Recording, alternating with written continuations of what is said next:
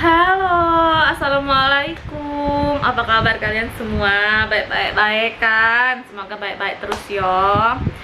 Terus hari ini Zara bakalan bahas cerita yang cukup mengenaskan, dimana terjadi pembunuhan yang dilakukan oleh seorang suami terhadap istrinya. Tapi tidak bakalan ada asap tanpa ada api. Tidak bakalan sampai begitu kalau tidak ada begini. Jadi ini si suaminya ini, sebut saja AR, berumur 44 tahun, dan istrinya ini EFD 45 tahun. Masih tuaan istrinya setahun. Jadi ini nikahnya sama berondong cenah. Terus mereka sudah berumah tangga selama 25 tahun. Lama, sudah punya anak beberapa orang juga. Tapi di 1 tahun terakhir si suami ini sering sekali mendapati istrinya ini suka marah-marah, dimarah-marahin terus, diomelin terus. Kalau di rumah diajak berantem, sama kayak aku juga gitu. Kalau di rumah, kalau ada suami di rumah, sah ribut. Tapi kalau suami nggak ada di rumah, sah papi cepet pulang. Gitu kan. Sama sih kayak aku. Tapi di 1 tahun itu si suami ini merasakan kejanggalan yang cukup aneh sama istrinya. Dan juga si suami ini sering sekali mendapati info ataupun ya orang ngasih tau lah, boy suamimu, boy istrimu itu selingkuh, boy istrimu itu ada lelaki lain, boy coba deh cek. Tapi si suami ini tidak pernah mendapati bukti nyata untuk menuduh si istri selingkuh. Dan di dalam hati suami meyakini gak mungkin ini istri selingkuh, soalnya udah sama-sama terus berapa tahun baik-baik aja.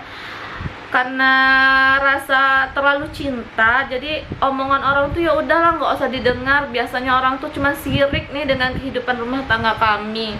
Tapi nggak boleh gitu juga. Biasanya orang yang ngasih tahu itu kan infonya bukan untuk menghancurkan rumah tangga, tapi kasihan kepada diri kita. Aku juga sering kayak gitu, mau ngasih tahu orang, tapi orang tuh takutnya nggak percaya sama nih kejadian kayak gini kan.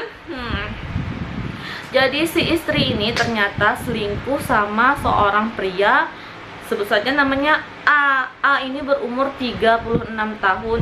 Jadi masih berondong juga. Ya ampun bu, biasanya umur-umur segini nih udah umur-umur mau mendekati ke Tuhan, udah umur-umur mau menopause, masih aja kan. Tapi ya udahlah, gimana lagi.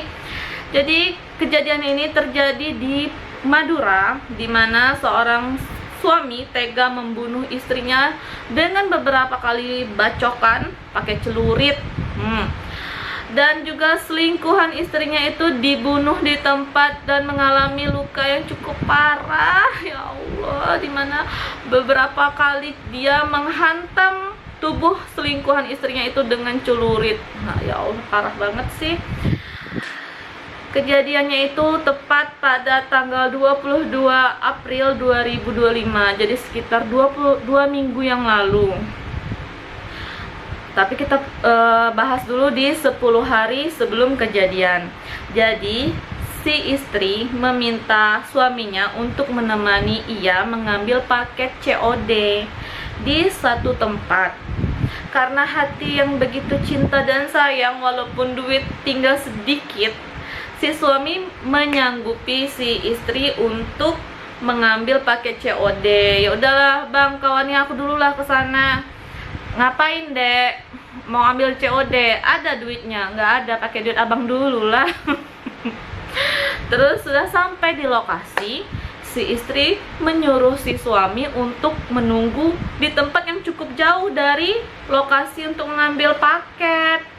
Jadi ngapa deh abang nggak boleh nemenin adek ngambil paket di situ? Nggak usah lah bang, malu aku, katanya. Ya udahlah deh kalau emang seperti itu, abang tunggulah depan situ ya. Ya, jadi si suami nunggu lumayan jauh tuh dari lokasi ngambil paket. Dari spion belakang si suami memperhatikan istrinya tuh ngambil paket di lokasi itu. Tapi yang ngasih paket itu cowok, seorang pria paruh baya. Tapi bukan kayak abang-abang paket biasa, mereka bercengkrama kayak udah akrab, udah sering ketemu. Dek, cantik kali kau nih. Ah iya Pak Bang, masa sih macam itu ada. Jangan gitulah Bang, itu di depan ada suamiku loh. Oh ya udahlah Dek, cobalah jangan nanti dia curiga pula lah. Jadi setelah mengambil paket, karena si suami ini melihat kemesraan si istri bertemu pria lain seperti udah akrab, cekcok lagi mereka. Selama di jalan cekcok, sampai di rumah cekcok juga.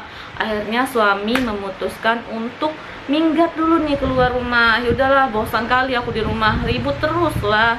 Terus istriku nih aneh-aneh aja ngambil paket, tapi mesra kali sama orang. Sudah ribut seperti itu, ya minggatlah si suami dari rumah.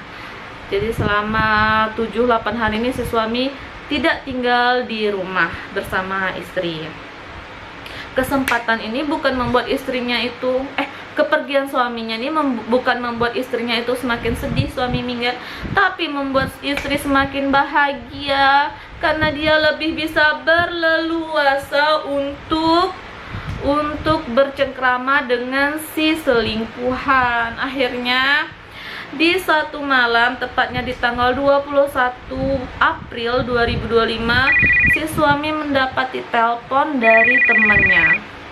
"Cuy, kamu di mana, cuy?" "Aku lagi di luar." "Kenapa, cuy? Ribut kau sama istrimu?" "Enggak pula lah, udah lama aku ribut." "Kenapa?" katanya. "Cuy, aku lihat istrimu digonceng sama cowok lain loh. Ini pakai motor ini, bla bla bla bla, ke arah barat dia pergi." "Ah, benar kali kau, cuy," katanya. "Iya benar, pulanglah kau dulu, lihat istrimu." Setelah telepon ditutup, si suami pun bergegas untuk pulang ke rumah. Sesampainya di rumah, benar dia tidak mendapati istrinya di dalam rumah. Cuman ada anaknya. Terus bertanyalah suami ke anaknya, "Mana mamakmu, nak?" "Oh, mamak pergi beli air, Pak." "Ah, benar dikit," tanya. Iya, di telepon suami ke istrinya. "Halo Dek, kamu di mana?" "Oh, aku lagi tidur, Bang." "Tidur di mana kau, Dek?" "Abang di rumah nih, abang cari kau. Di mana kau?" "Di WC nggak ada, di kamar nggak ada, di depan nggak ada. Di mana kau? Tidur di mana kau?" "Kebun belakang kah?" katanya. Langsung dimatiin sama istrinya tuh telepon. Makin memanaslah hati si suami ini. Wah, ini benar-benar nih, memang benar-benar selingkuh nih.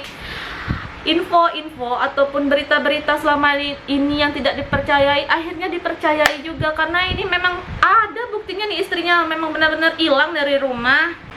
Setelah telepon itu dimatikan, si suami pun langsung pergi dari rumah dan mulai menuju rumah orang yang memberikan info selama ini. Si A, si B, si C ini ngasih info nih kalau istri aku selingkuh. Aku datanginlah satu-satu untuk mendapati nomor HP si cowok selingkuhan istrinya. Sudah sampai di tempat orang yang memberikan info, si suami pun langsung menyuruh orang itu untuk menelpon si pacar selingkuhan dari istrinya. "Teleponlah dulu Dek, tolong Dek, bantu abang nih, si istri abang nggak pulang loh malam nih, coba telepon dulu." Ini kejadian malam ya.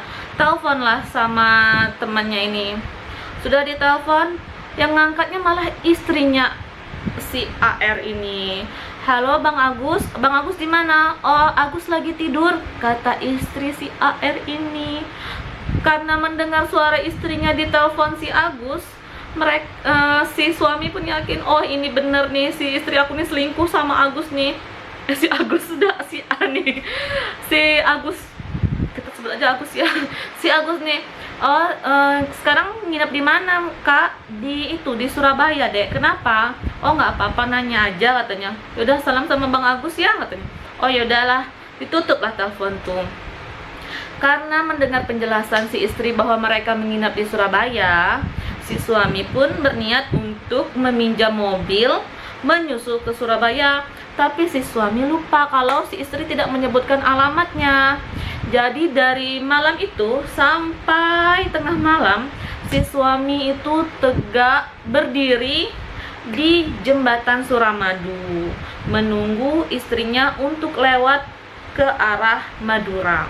Karena dari Surabaya ke Madura itu kan cuma lewat satu jalur tuh, jembatan Suramadu. Jadi ditunggulah di jembatan itu. Tunggu menunggu lama juga, kok nggak lewat-lewat sampai pagi. Si suami tidak juga kunjung mendapati istrinya lewat di jembatan Suramadu tuh. Dari tengah malam sampai pagi jam 8. Udah stres sekali kali ya si suami, si AR ini nungguin istrinya nggak pergi semalaman sama si pria ini. Akhirnya di pagi itu si suami pun tiba-tiba kayak keingat, kayak dejavu, kayak memikirkan sesuatu bahwa aku pernah mengantarkan istriku mengambil paket COD 10 hari yang lalu ke rumah salah satu orang yang kayaknya ini nih, karena mereka lebih dekat, lebih akrab. Jadi tanpa A, I, U, E, O langsung diputarnya mobil menuju arah titik lokasi COD, yaitu di lokasi Perumahan Gria Anugrah, Kelurahan Melajah, Bangkalan, Madura. Jadi si suami ini langsung menuju ke lokasi di mana istrinya 10 hari yang lalu COD. Sesampainya di sana, si suami pun langsung mendapati motor yang disebutkan oleh temannya malam tadi. Ciri-cirinya tuh sama kayak yang disebutin, motornya merek motornya ini besar, bla bla bla bla. Sama nih kayak yang disebutin sama temennya tadi malam pas infoin kalau istrinya pergi. Terus si suami pun memarkirkan mobilnya dan mulai mengetok pintu kos. Ini kejadiannya di kos ya. Pintu kos yang berwarna pink itu. Diketok, "Assalamualaikum," tapi tidak ada jawaban. Ketok lagi, "Assalamualaikum," tapi dari dalam si suami mendengar suara bisik-bisik, "Kak, nggak usah dibuka, nggak usah dibuka. Kayaknya itu suara suami aku, Mas. Jadi gimana, Mas?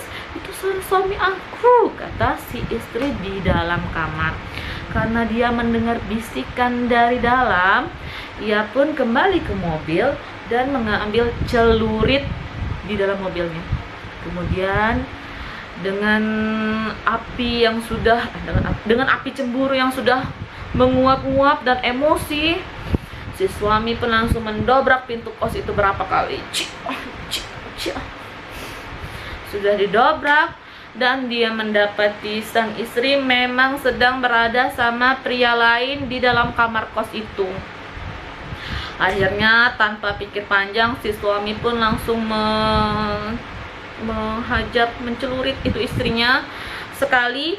Terus si selingkuhannya itu malah lari ke arah WC. Tapi sebelum sempat masuk ke WC, si suami ataupun si AR ini langsung menghunuskan celurit itu beberapa kali ke tubuhnya si selingkuhan istrinya. Terus juga dia balik lagi ke istrinya, dipukulnya lagi ataupun digituinnya lagi lah, sekali lagi ke istrinya, pergi lagi ke selingkuhannya berkali-kali, itunya sampai selingkuhannya itu mati di tempat. Terus yang mau ketiga kali dia mau menceluritin istrinya, dia mulai teringat akan anaknya di rumah. Akhirnya diurungkan niatnya, lalu dia kembali lagi menghajar si selingkuhannya ini. Ya Allah, warga yang mendengar kegaduhan itu langsung datang berkerubun ke lokasi kejadian dan mereka melihat darah banyak dan juga ada wanita terkapar depan pintu kos. Dan juga ada juga orang yang masih memegang celurit, yaitu si AR ini. Kemudian si AR ini karena sudah banyak dilihat warga, dia pun langsung masuk ke mobil dan memutar mobil dan mulai pergi dari lokasi. Tapi si A ataupun selingkuhan istrinya ini sudah terkapar tewas, tapi si istri kritis pada saat itu. Namun setelah dibawa ke rumah sakit tetap nyawanya juga tidak tertolong karena sudah kehabisan darah. Tidak butuh waktu lama juga polisi langsung mendapati pelaku, yaitu suami dari korban, dan menangkap suami dari korban ini, menangkap pelaku ya. Kemudian pelaku pun diinterogasi. Setelah diinterogasi, setelah mendapatkan hasil ataupun penyebab apa yang membuat ia sampai seberingas itu, akhirnya polisi pun menetapkan untuk pelaku ditahan di kepolisian Madura. Dan yang sudah memiliki pasangan, yuk di eman-eman, dijaga-jaga. Apa yang kita miliki sekarang itu banyak menjadi harapan dari orang yang menginginkan kehidupan kita sekarang. Kita punya suami yang baik, kita punya suami yang setia, cintai, sayangi, karena di luar sana banyak orang yang menginginkan apa yang kita punya. Dan juga hidup itu harus bersyukur, berjalan di jalan Tuhan, setialah, sayangi pasangan karena ia yang menjadi teman kita dalam waktu beberapa tahun. Lebih dan kurangnya pasangan pasti ada ya, nama aja manusia, tidak ada yang sempurna. Tapi bukankah kita hidup berpasang-pasangan itu untuk saling melengkapi?